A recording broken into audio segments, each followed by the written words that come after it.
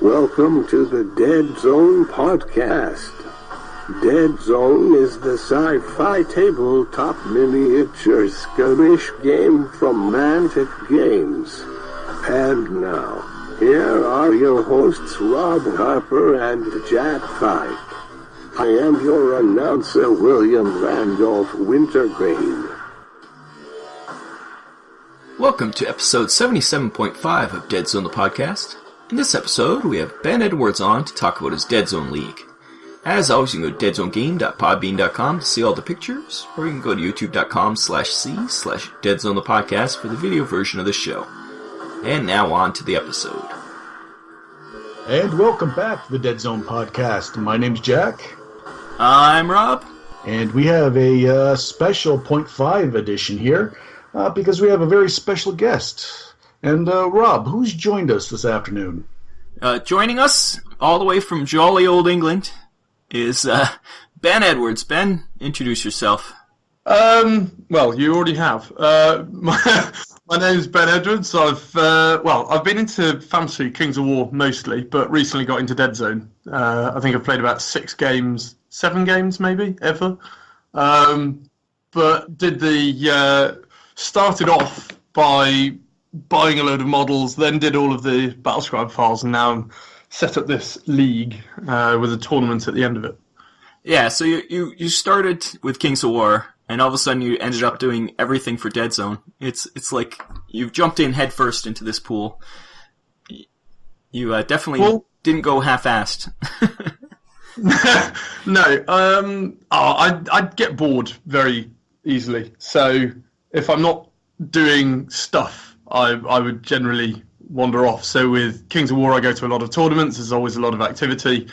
And yeah, I don't think I do many things half-assed. After Deadzone, I'll probably go on to Warpath, Firefight, and Warpath and try and do similar things there. Nice. Well, yeah, we do appreciate the Battlescribe files you did. That's how you got in our radar at first.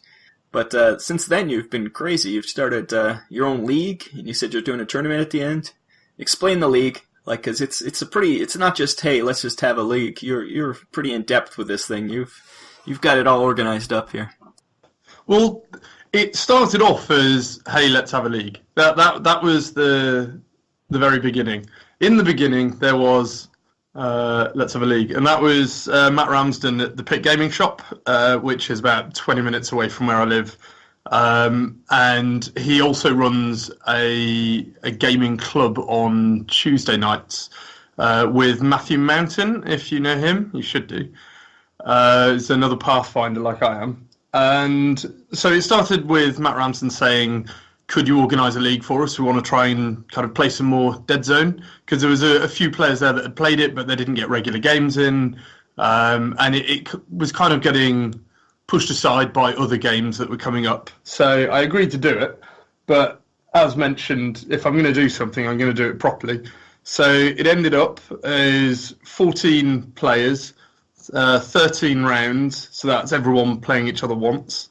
All factions. There was a last-minute change from Marauders to GCPS, which then got us all factions represented. It's got an escalation element, because whereas a lot of the players were quite seasoned veterans, there were a few, well, including me, so it may be considered selfish, that were beginners. And so I put an escalation element in it. Rounds 1 and 2, 100 points, 3 to 7, 150 points, 8 to 11, 200 points, round 12, 250 points, and then round 13, 300 points. Nice. Just because that was the biggest the rulebook mentioned. Each round is 2 weeks, and it's quite informally organised, so, contrary to what you've said, is that rather than it being... So one of the things that I realised is that if people are told you've got to be here every Tuesday or every other Tuesday, people can't turn up for whatever reasons, games get missed, it all kind of falls apart a bit. So other than the first round, it's completely up to the players to organise their own games, so they know who they're playing next. They know the start date and end dates of every round, and they just have to organise their next game wherever they want, whenever they want, within those dates. And then I've given them editor access to the Pit Deadzone League document that I've shared with you, and they then update their own scores. That's actually kind of brilliant. That way, no one feels obligated, or the two adults get together, they make a time, they make a place, they do the game. It's not a chore at that point. Yeah, and the 2 weeks per round allows, because there's that escalation element, and there's also, I've put in additional rules as we go through. So it starts with leader and troops, then specialists are added, then mercs are added, then vehicles are added. Round 8, there's the additional recon effects. Round 9, it's elite lists only. Round 10, there's benefits, so there's league points for having a merc. Round 11, league points for having a vehicle to make sure that everyone's playing with them. And then rounds 12 and 13, it's 16 by 8 table. But each of those is listed on that document as well. And so yeah, it just kind of works. Well, it is so far. We're only on round 3. It could all turn into crap later on. Yeah, I like the idea of making people use different things so that they don't just, somebody has a really good list, they don't just keep running that list the whole time. You can mix it up a bit and force people to get out of their comfort zone a little bit. Yeah, well, it was, part of it was to try and get people to experience every part of Deadzone by the end of the league. So something that I asked when I was first getting interested in the game was, does anyone use elite lists? And everyone was like, either I've never heard of them, or yeah, I know what they are, but I've never used it. So I wanted to make them all, and that was just on Deadzone Fanatics. So as part of the league, I wanted everyone to use an elite list at least once. Yeah. Well, it should be interesting, because some elite lists are a lot better than other elite lists. But I guess it matters what the player is, too. Because it looks like right now the Plague player is the first in the league right now. His elite list is probably one of the weaker ones, so it should be interesting. But then with the changes, you do get benefits and disadvantages on either side. So in the first 2 games, where it's leaders and troops only, Plague do really quite well, because they've got the Stage 1A, which is nigh on invincible without specialists.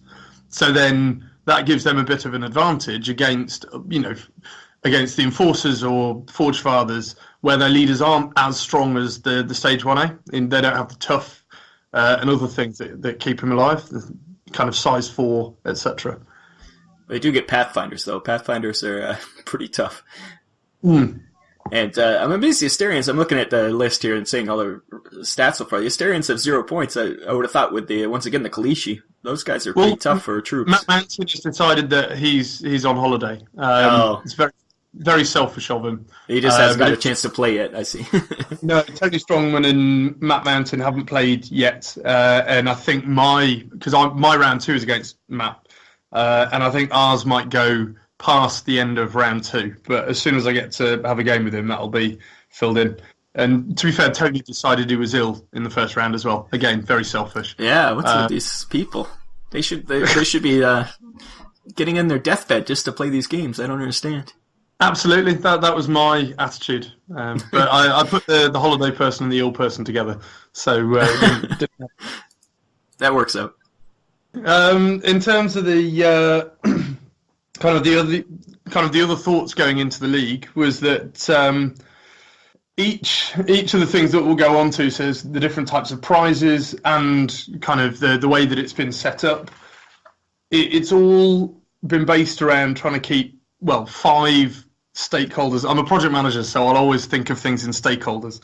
5 stakeholders happy. So first of all, players. Obviously, that's the most important thing. If the players aren't having fun, there's absolutely no point in having anything.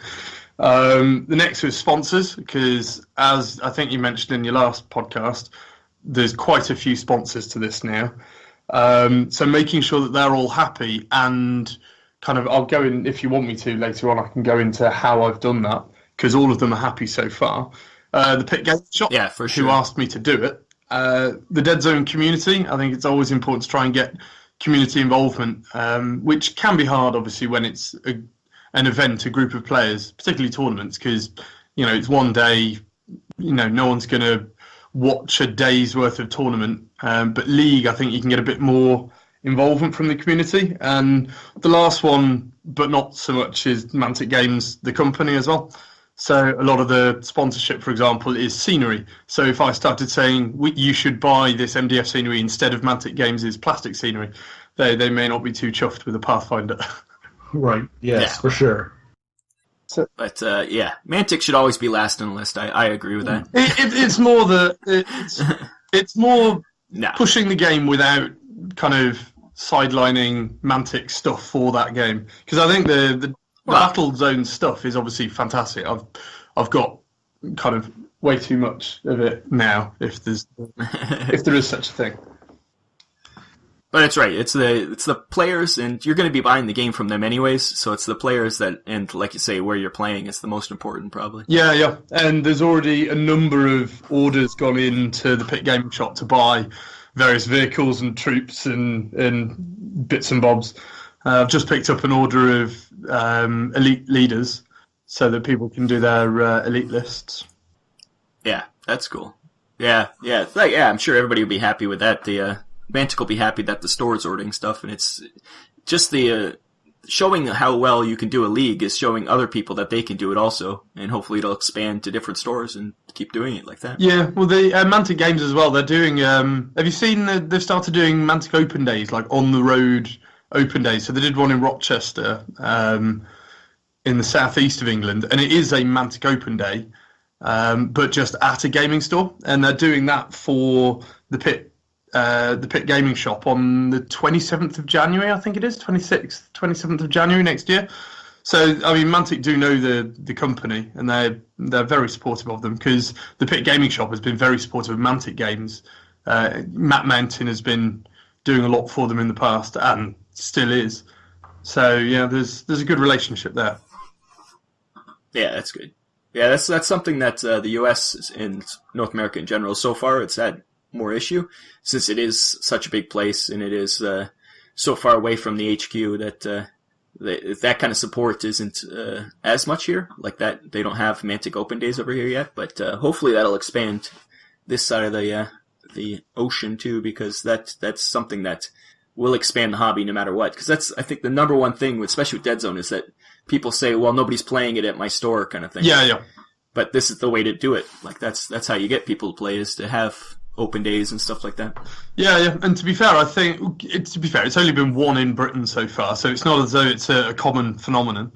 But I think actually over in the US and Canada, it might actually be a little more successful than it would be here. I mean, the British market, I don't know whether you've looked at the British gaming market, but it is pretty dominated by Games Workshop to a level that isn't seen in America. You have large independent gaming stores, which we just don't have here. I was shocked that the one in Rochester was as big as it is.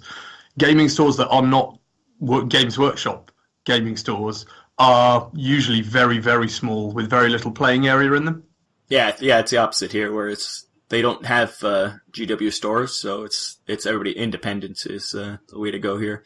And hopefully most of them do have usually a gaming area, the ones I've been to, so.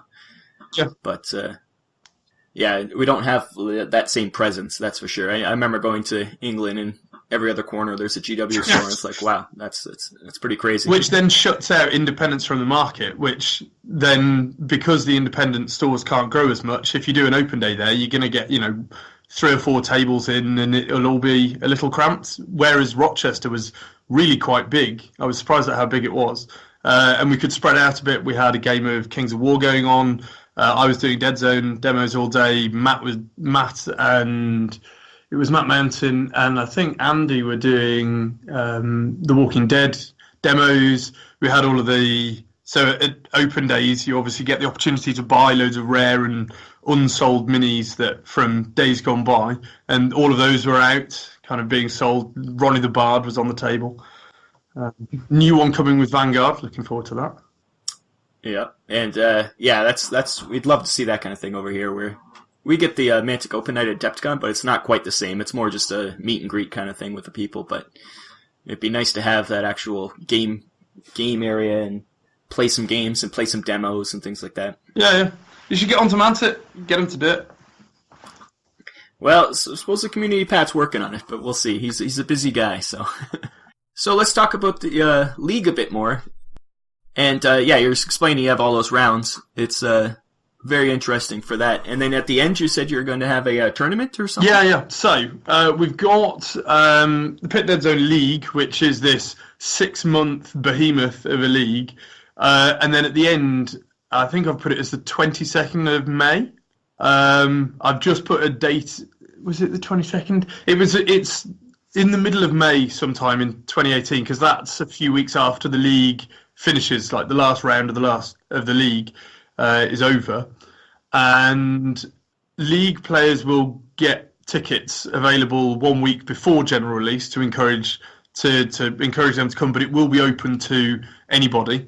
If you want to fly over, feel free, and that is open to everybody. League players, their placement in the tournament will give them bonus league points, so there is an incentive for them to come along. But it being open to all, it will be run as a separate tournament in itself. So the GameMat.eu resin scenery that you shared an image of before, half of that will be league prize, half of that will be tournament prize. And the same is the case for the War Games tournament stuff. I'm thinking if there's enough of it, because I've not actually seen what Tiny Worlds have sent, but I'm thinking to do something similar to them. But then again, we will still have because it'll be £10 or £15 for the league. That will also generate some money to pay for some more prizes. And the tournament will also have 24-karat gold-plated gold, silver, and bronze dog tags. Yeah, we showed off those dog tags last time. That is such a good idea. Those look so cool. And yeah, I'm sure you heard us making fun of Coach having them, but yeah, it's such a good idea. Like I think it's way better than a statue. And yeah, so there'll be one set of them for the league and one set of them for the tournament. So if Coach wants to come over and attempt to get some 24-karat gold-plated dog tags, he can actually win some if he wants. Yeah, I'm sure if he could, he would be there in a second. Well, you'll have to encourage him to show up at every tournament, because he's a competitive guy. I was talking to him today. He's already making lists for Adepticon, so yeah, he's preparing. Yeah, so that's kind of in the runnings. It is only a kind of put in the calendar date at the moment. We've still not actually secured the location, so it will be at the Well End Activity Centre, where there was a fairly successful Deadzone tournament a few months back, but we've not actually booked it yet, so it may change. Well, if you get all the people that you're in your league right now, you got 14 people in the league, plus extras, that'd be quite a large tournament. That'll be one of the bigger ones. Yeah. I'm hoping so. I'm expecting maybe 18, but it could be bigger, because I'm expecting some of the people in the league won't be able to make it for whatever reason, at which point, number goes down a bit, but at least 4, 6, 8 people maybe will travel down across the UK. Yeah, it's good.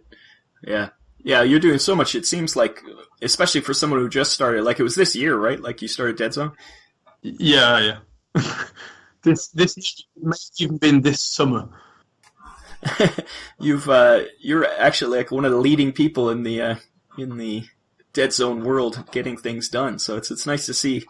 And we've always said that people, if they want to get it done, do it themselves. And you're proof that it's possible, because you just started it up and it looks really successful so far.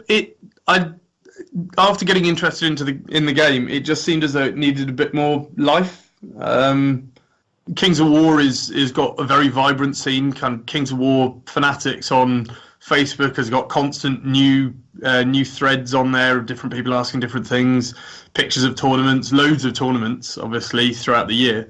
Deadzone just didn't seem to have that, so putting effort into boosting that kind of seemed worth the effort. Yeah, for sure.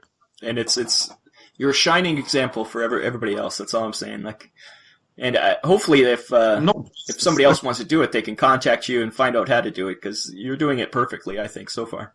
We'll take a short break right here, and we'll be right back with more from Ben. Hey, this is Ben Edwards.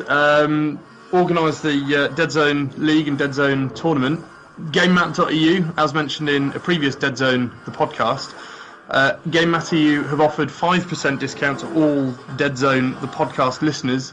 The code is Deadzone, just Deadzone. It's still valid until the end of November.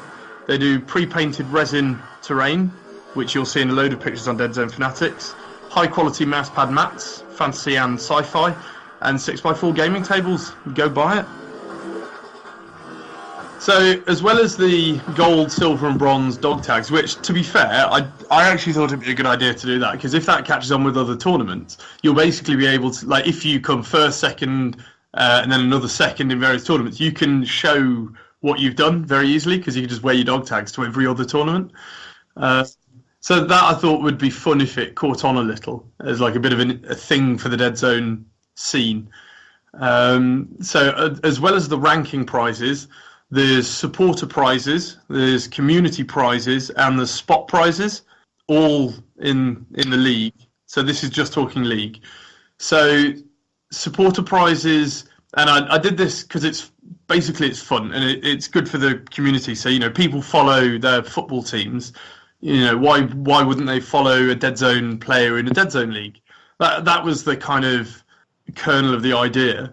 So I created a Facebook player page for each league player, added the player as an admin, and I'm providing a prize. So as well as the gold, silver and bronze dog tags for first, second and third, the person with the highest supporter score will get a prize as well. That's going to be the other. So there's going to be 4 like big end prizes. The supporter score is calculated as 1 point per like on their page. So it's 1 point for every person that likes the page, and it's plus 2 points. So that person is worth 3 points if they're a member of Deadzone Fanatics. There's 155 likes so far, and I'm encouraging the players with small prizes. So at the end of round 2, which is, well, tonight, the person with the highest supporter score is going to get, I think it was some Anvil Industry holographic scopes. So to try and get the players to be out there on Deadzone Fanatics showing their stuff and trying to get more supporters, I'm providing small prizes to them to do that. Yeah, it's great.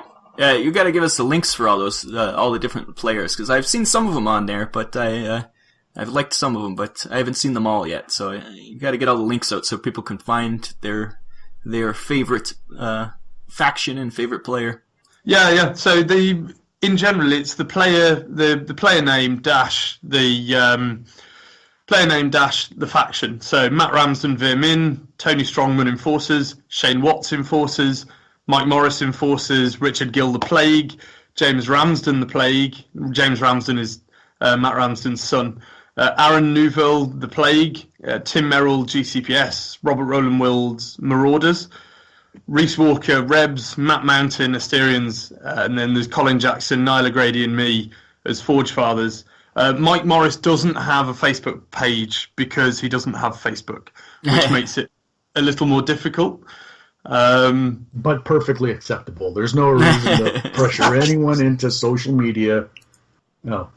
It makes integration with the league a little harder because he can't win the supporter prize. And also because there's a Facebook chat with everybody in the league but him. So I have to pass any information to him through Matt Ramsden at the shop. So it becomes a little more difficult because I will announce a spot prize, and I'll come on to what they are, on Facebook, which then he doesn't see, things like that. So it does add some logistical difficulties. Yeah, so there's the ranking prizes, the supporter prizes, community prizes. Now, this is something that you seem to like the idea of. So this was because, well, first of all, it's good for the game to have more of the community involved. And as I said earlier, the part of this was because I thought the Deadzone kind of atmosphere it would look good with a bit more life to it. So community prizes were all about encouraging the community to get involved, and it also benefits the sponsors. So it was a good link. So community prizes, there's two sponsors, Frontier Wargaming and Sarissa Precision, that both do MDF terrain, and they come in nice packs, so nice and flat, nice and easy to post out, but still, when assembled, look awesome in Deadzone as kind of terrain in their own right, or just kind of bits of scenery among other stuff. So they're both. I've still not received the packages from them. Sarissa Precision, I believe, sent out a package on Tuesday or Wednesday, so that should be with me pretty soon. Frontier Wargaming haven't sent it out yet. Hopefully, I get it so that I can announce the first one on Monday, which I think is when this is coming out. So, in various rounds, ideally I would do it in every round, but I need to see how much I've got to give. In various rounds, for the person who guesses the most correct game outcomes, so all Deadzone Fanatics members, all you have to do is post predictions under the comment. So when I announce kind of this is going to be the prize, put your predictions underneath, kind of community prize. Every person tries to predict the games underneath, 7 games, what the outcomes will be, whether it will be win or a draw, and who will win. And then after that round is finished, after those 2 weeks of games have done, I'll go through, I will check who's got the most correct guesses. Then I'll do a personal message to them, find out their address, and send out a prize to them. Yeah, that's so cool, I think. So you started a fan element, but you've also then added a bit of a not gambling, but a little bit of a chance element as well. You're starting to get some fan interaction and some people, something outside of just say a tournament, something that a tournament lacks when people come from all different areas and just get together. That's building a community, and that's really interesting. It's what I'm trying to do. How successful it is will be found out in a few months' time. Hopefully people get involved. Hopefully people, maybe when the first few community prizes get sent and people post on going, look, I've just received this kind of wonderful bit of Frontier Wargaming terrain for free through the post because I got involved in the league. Hopefully that starts to encourage people to get involved, to support the players.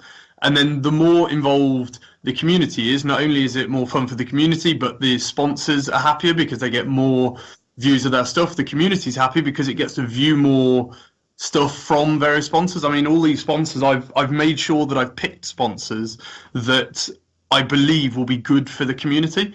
So it's not just sponsors trying to hawk their wares, it's good for the community to see what these people that they might not have seen before, what they have to improve their Deadzone game.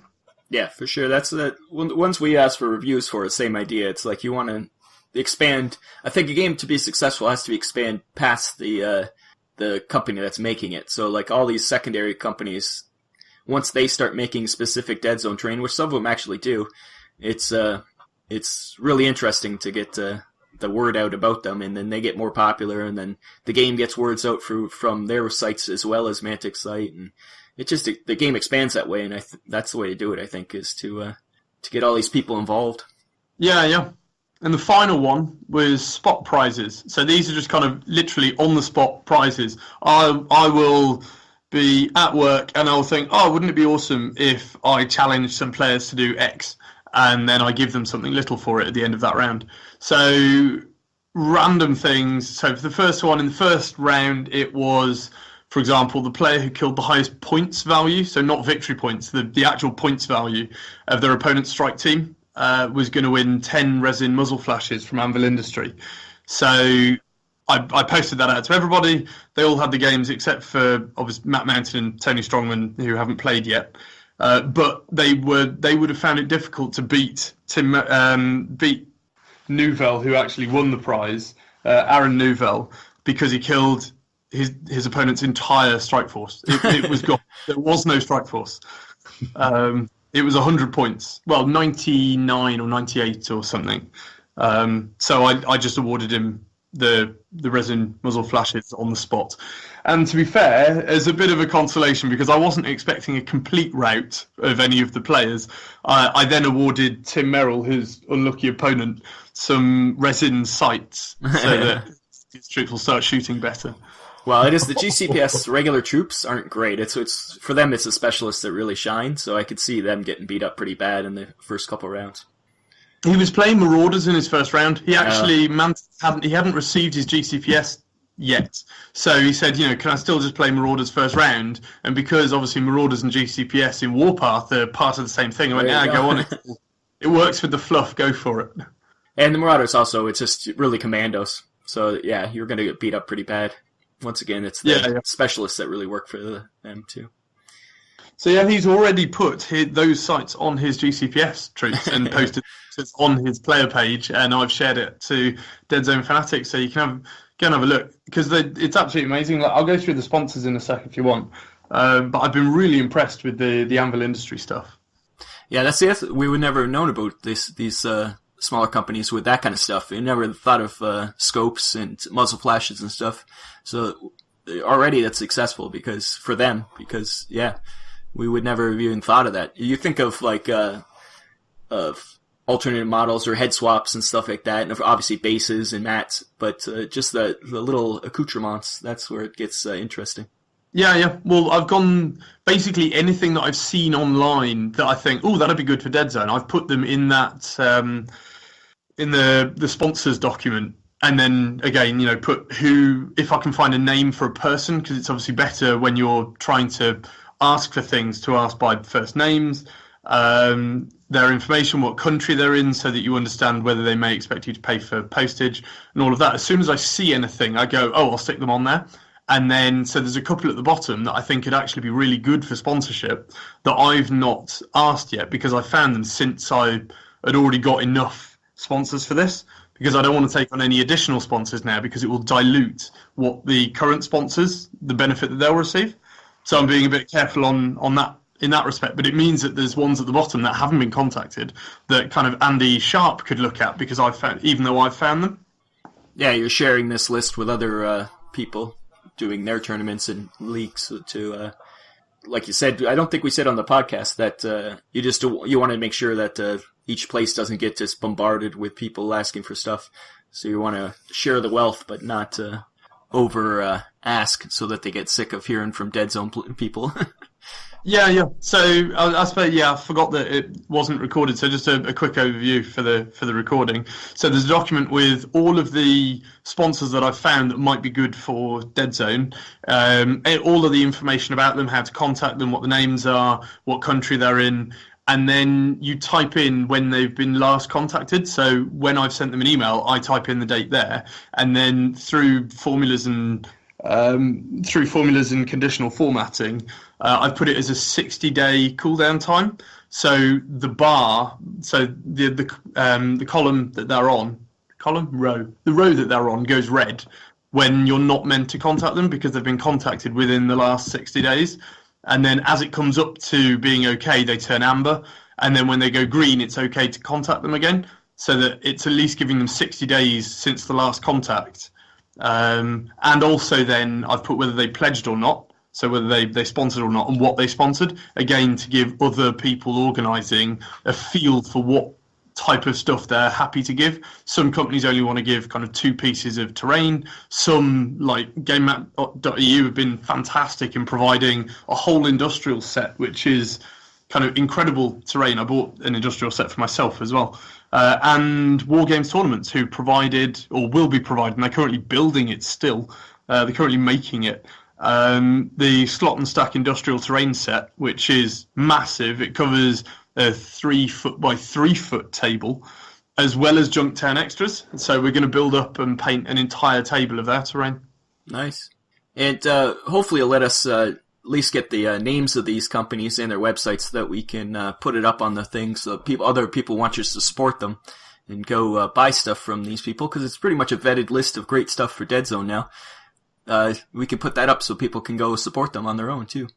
Yeah, absolutely. Go through that list, and I've also, in that document, there's one column that says what would be of interest to Deadzone players.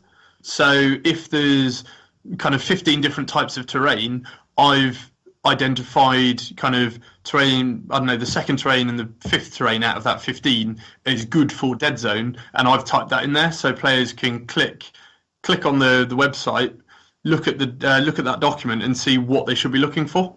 Yeah, true. Hey, I want some terrain, go to this place, or I want a mat, go to this place, or bases and stuff. Yeah, that's you're doing a lot of work for all the people buying stuff too, not just trying to create a tournament. But this is a great list, just if you're looking for stuff to spice up your Deadzone either your tables or your actual figures. This is a great vetted list, like I said. Yeah. The sponsors themselves, as I said before, they're all the sponsors of the tournament. I've been pretty selective over from that document, and I've already said no to someone who came late because I didn't want to kind of do down the benefit that these sponsors are going to get.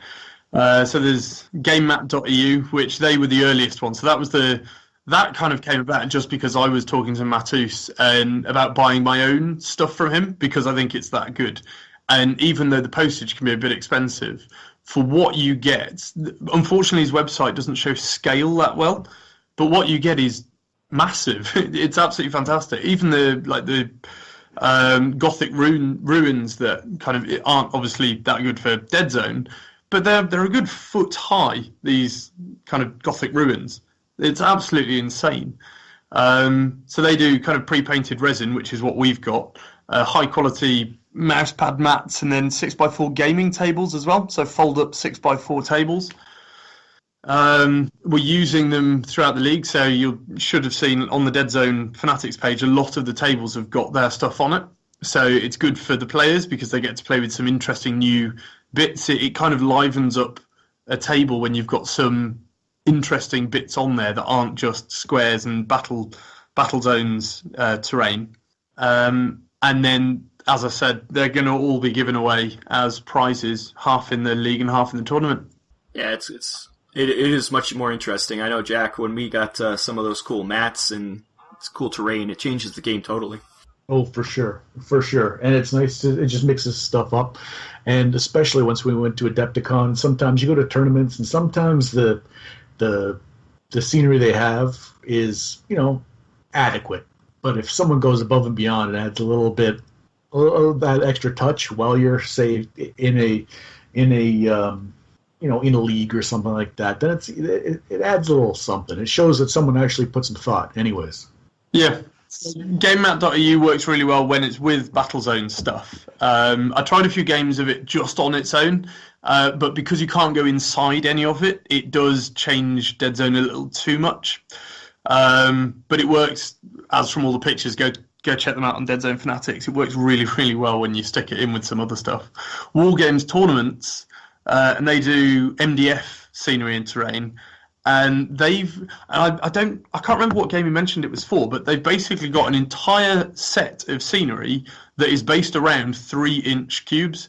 But it's not Deadzone. It's a different game. Maybe you two know what other games have sci-fi 3-inch cubes. There are none. That's I it. don't think so. Dust is sort of close, but it's not quite. But there's other games that it may not be just a 3-inch cubes. Like a lot of them make it for Infinity. I think that's the number one game. Most of the stuff that works for Deadzone comes from. But because it's more squad based. It's not like 40K where it's bigger and you don't go into buildings as much. Whereas Infinity, it's much closer in the way that the game works. So that's probably what it's for, is Infinity, I would think. I don't believe it was Infinity. I would have remembered that because I know Infinity. Yeah. But anyway, they've produced this whole set of 3-inch cube terrain with walkways and kind of ladders and all of this stuff. wargamestournaments.co.uk, I think, is the website. And it looks fantastic. And they're sending us an entire table's worth of stuff. So my agreement to them, whereas with GameMat.eu, it was just pictures of their stuff being used in games with Battlezone stuff.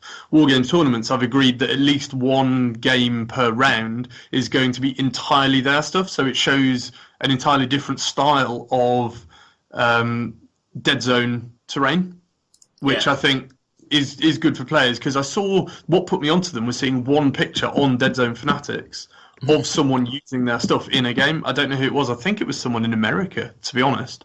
And it looked incredible. Yeah, we've seen some tables from various people where it's like, where is that from? And you want to know instantly where they got it so that you can look it up yourself. But I was just looking at that War Games Tournaments terrain. It is very cool looking, especially if you paint it up real nice. Yeah. So Matt Mountain doesn't know it yet, but I'm maybe drafting him into helping me paint it all. I forgot to ask him. I'm just hoping he says yes. Thank you, Matt. But then the other thing that I really liked about Wargames tournaments is it's not just the slot and stack industrial terrain. They also do something called Junktown. Now, the one thing that's got me about battle zones is obviously you can paint it differently, and there's the ruined stuff, the industrial stuff, and then the kind of the more military stuff with the corner pieces that kind of jut out, a bit more armoured.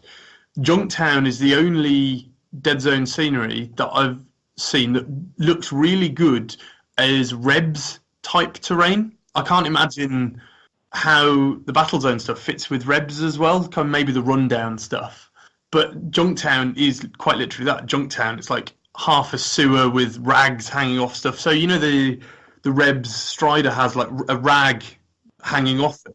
It's right. Pieces of terrain with stuff like that that looks really good. So adding different styles into Dead Zone terrain would be really good as well.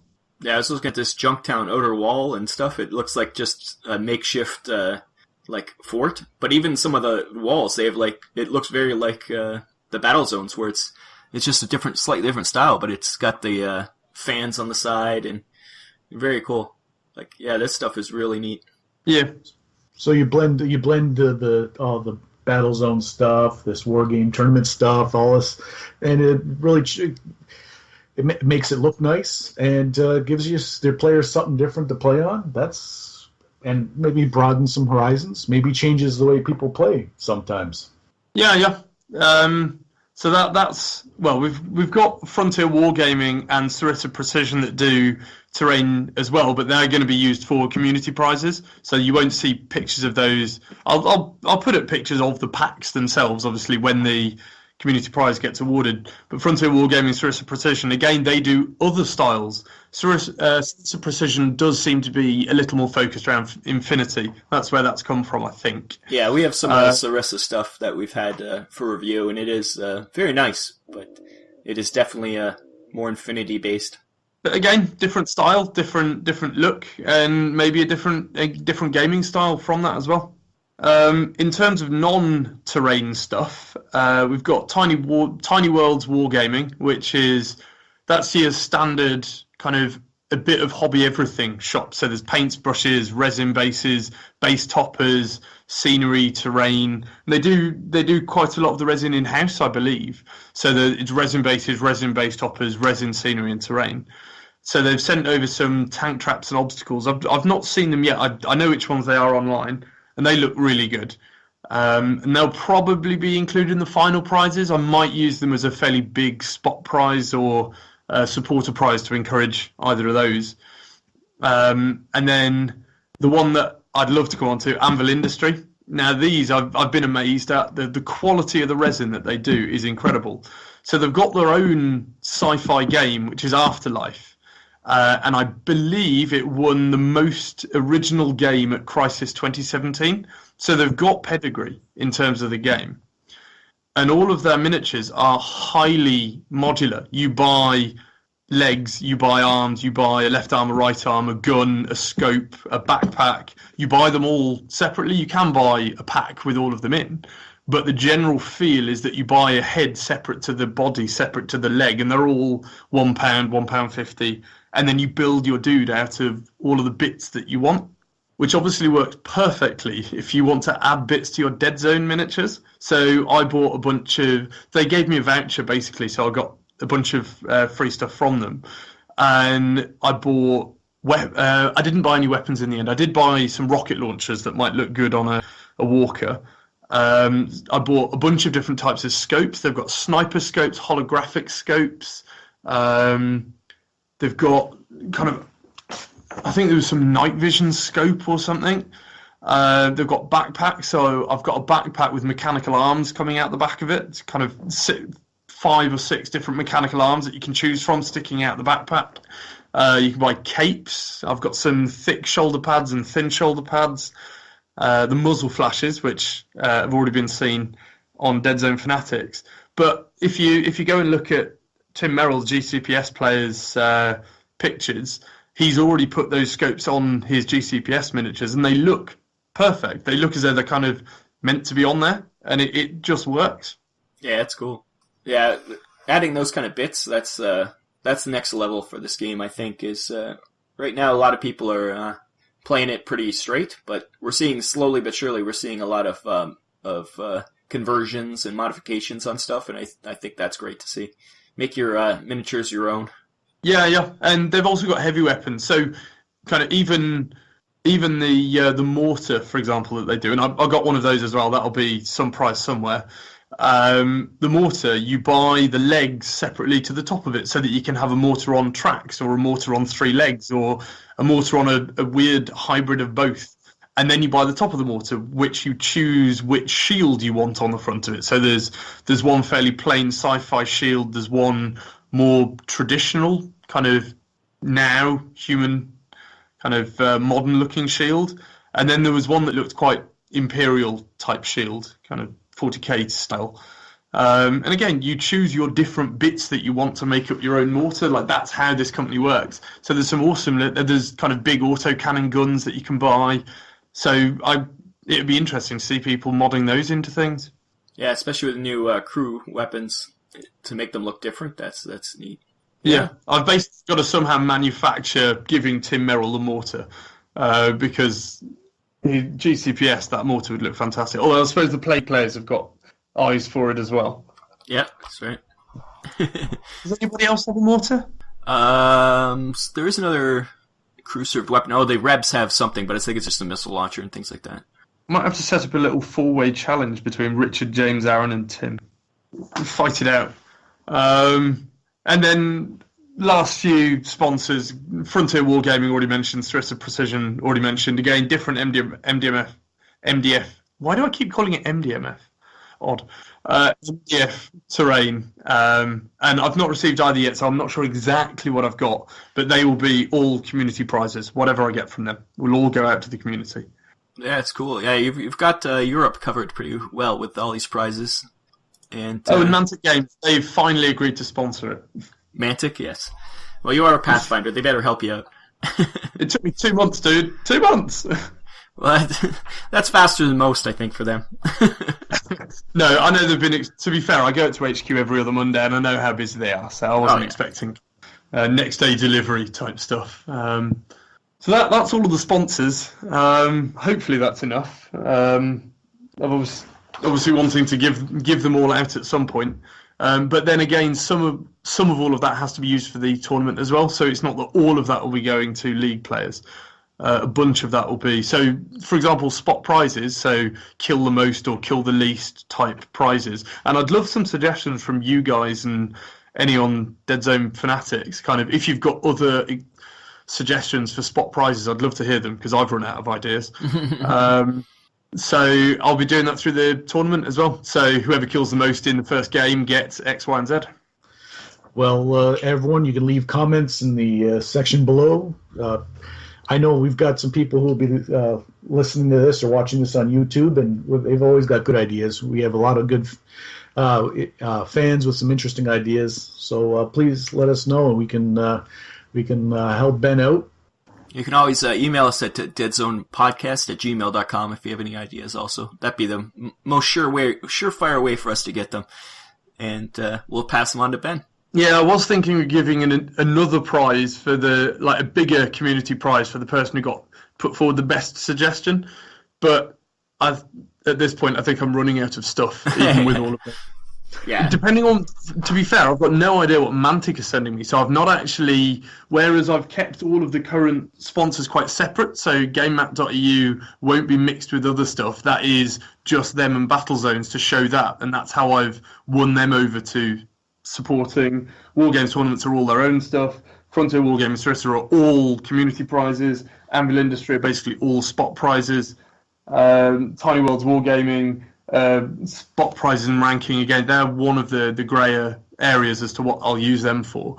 But I've not baked in Mantic Games stuff at all. So maybe I could use those for a bigger community prize for the best suggestion.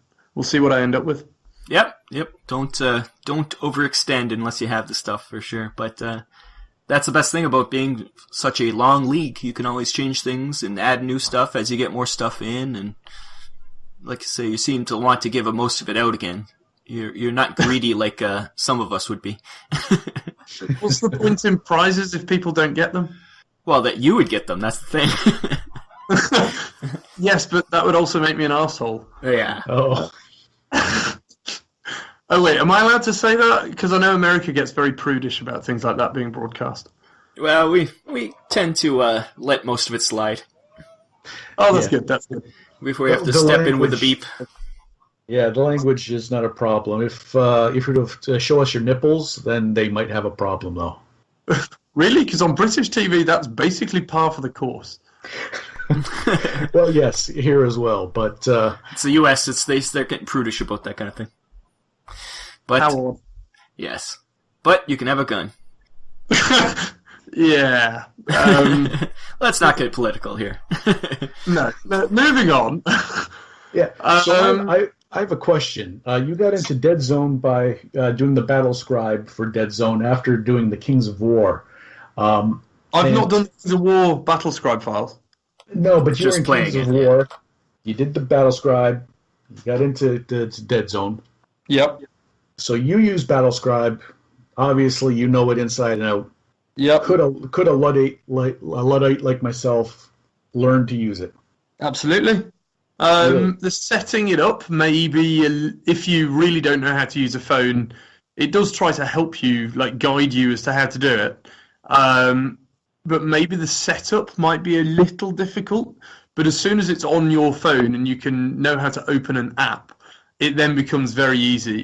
It's quite self-explanatory. You click plus to add a new list, and then you select which. I'm having to do this off memory. Then you select which system you want. So it would be Kings of War or Deadzone or Warpath or Warpath Firefight. You click on that. It'll then say which faction do you want to create a list for. And then obviously choose whichever faction. Always Forge Fathers, of course.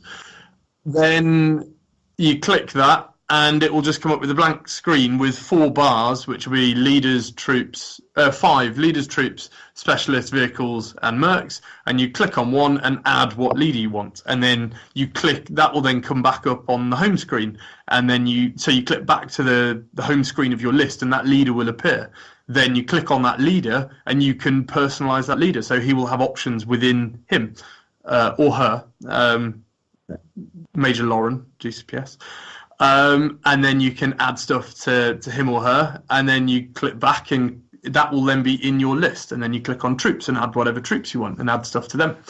I think there's a Mantic blog post that I did about it when I first did the Warpath Firefight, which is or was it Warpath? The first lists that I did. I also did a little blog post about how to do it. Okay, so you have confidence. If Ben believes in me, then I think maybe I can. I don't need Rob's negative energy. He's always casting disparaging glances. So maybe I'll give it a shot. Add to my repertoire. I've only ever done it on the computer, and it's from the old version of Battlescribe to the new one. It's so much easier. Like it used to be, you'd have to find the file and Battlescribe. Do it on your phone. No, I have it on the computer, but. I find the PC version, it may just be because I'm more used to the phone, because I just used it on the phone for ages. Because my main driver is a Chromebook Pixel, I couldn't use Battlescribe for quite a while. Now I can get Android, so it's fine. So I'd always just used it on my phone. So I find the PC one really quite confusing. The phone one guides you into how to do it all. So if it's even easier than that, then yeah, Jack could actually do it then. Yes. It's a lot easier on your phone than on the PC. Yeah, it used to be on the PC. You'd have to actually find the file and you have to put it all manually. Now you could just search for it and it's right there, and you just type in Deadzone and it pops right up, and you're like, okay, that's easy. So it's so much better now, even there. So if the phone's even easier, Jack, even you could do it. Good. Yeah, I think that, to be fair, is everything I've got on the league. I mean, there's the future of where it's going. To be fair, there's something that hopefully people in Deadzone Fanatics have seen is some of the fun that it's actually generated with the players as well. So when I told them all to go and get supporters and said I'd give them prizes for supporters, they kind of, a few of them were posting up on Deadzone Fanatics saying, support me, and then people other players were commenting on their hopes trying to hijack it, and then there was someone who tried to hijack a hijack. I think the plague. No, it was the enforcers hijacked the Asterians, and then the Rebs said, "Down with the enforcers, support the Rebs." So they're all trying to hijack each other's supporters. We've already had one example of a player trying to get a supporter to stop liking somebody else so that it would decrease their supporter score. There's loads of stuff like that going on, which has been really good to see the players kind of get involved. But then little challenges as well. So on the Facebook chat that we have, there's always kind of banter going ahead, particularly as certain games are coming up, because a lot of the players have got history with each other as well. So those petty rivalries start to come through. So there's Merrill GCPS and James Ramsden Plague chatting about their game that's coming up on Saturday, because there's a big gaming day happening on Saturday with Thorshammer Gaming Club, which is the club linked to the Pit Gaming Shop, and at the same place as the tournament will be. And I was saying I was looking forward to the outcome because it's GCPS versus Plague. It's kind of that classic humans versus Plague kind of fight out. So I was interested, and I mentioned something, I can't remember what it was, and then James came back with, "I think you mean our game of Plague versus Plague who haven't accepted their fate yet." So then after a bit of banter going backwards and forwards after that, there was a challenge that I challenged James to raise 4 or more of Tim's troops as zombies, because he takes the general. So I wanted him to raise loads of zombies as like a zombie apocalypse. And then Tim went, "Well, what can I do? What's my challenge?" So I went, "Well, okay, you've got to try and stop the spread of disease by killing the general and any raised zombies," which I think is just a nice little narrative behind the game. And now they're fighting it out on Saturday. And originally I'd said, whoever completes that, I'll mention personally on Deadzone the Podcast. But then obviously, due to our timescales, I've had to do it before the game's actually taken place. So I've mentioned them both. Well, you can let us know who the winner, and our next podcast will mention it. Fantastic. I'll let them know. To be fair, I'm going to make them all listen to this. So, and more importantly, I am very cheap. I'm willing to be a supporter to anyone. I will talk trash. I have a platform. You'll be surprised for how little I will use my position for banter. For trash talk, I will do what needs to be done in order to make you the most supported player in that league. I'm just saying. So you're saying you're for sale to the highest bidder? Is that what you're saying?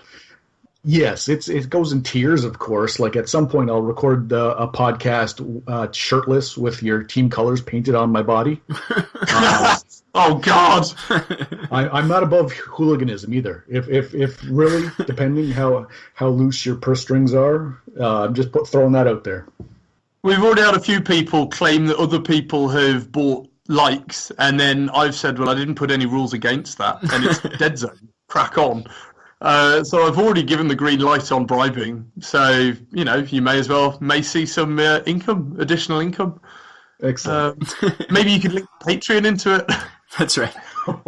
No, this is all on Jack. I don't want to be associated with this.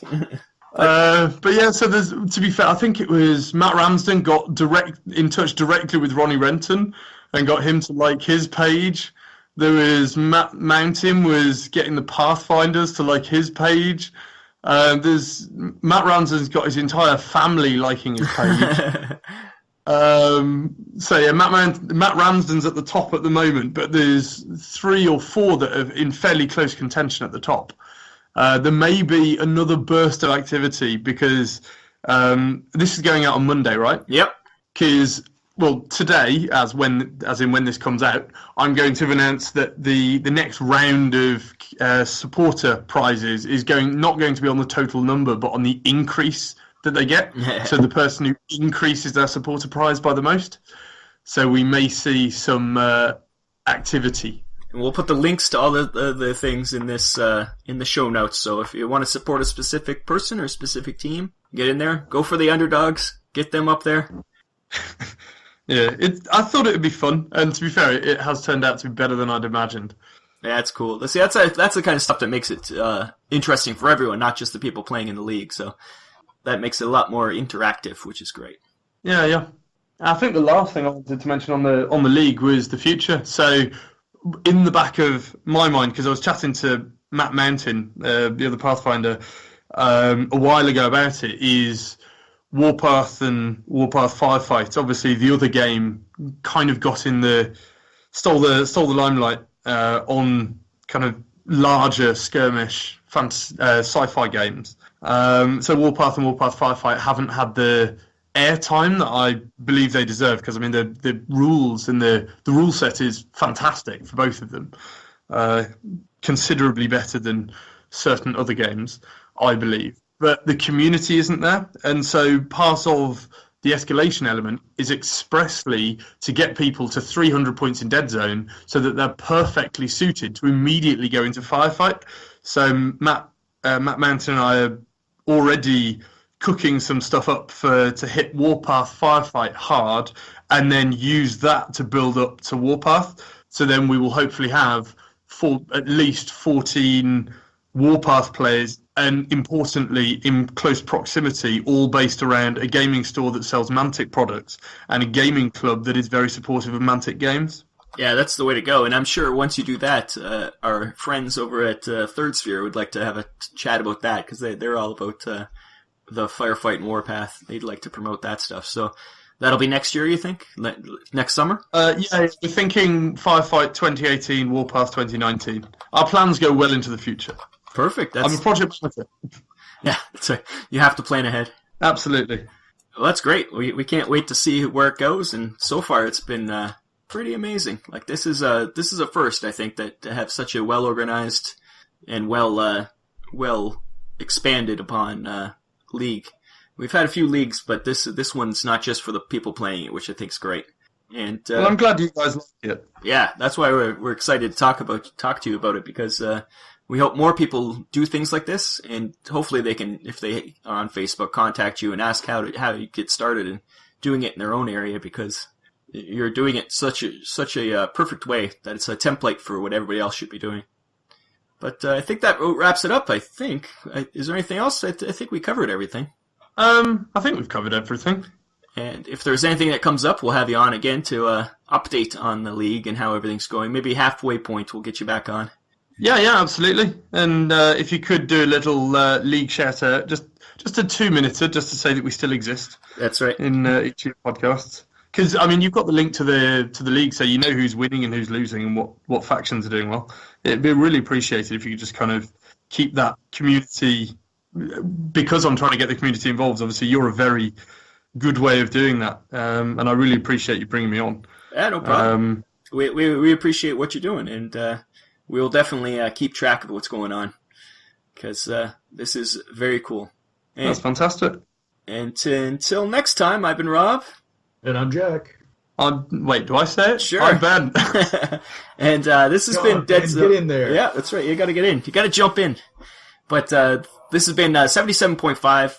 We'll be back for the team building exercise soon, and then it'll be Christmas time. It's coming up quick, so have fun. Until then, go check out all the links to the league here and support your favorite faction or player or both. And thank you and good night. Bye-bye. Thank you for listening to the Deadzone Podcast. I have been your announcer, William Randolph Wintergreen. Visit the website, deadzonegame.podbean.com. Email your hosts at deadzonepodcast@gmail.com. On Twitter, you can follow the show at Deadzone Podcast. The Deadzone Podcast is a production of Vinland Old Time Radio Productions.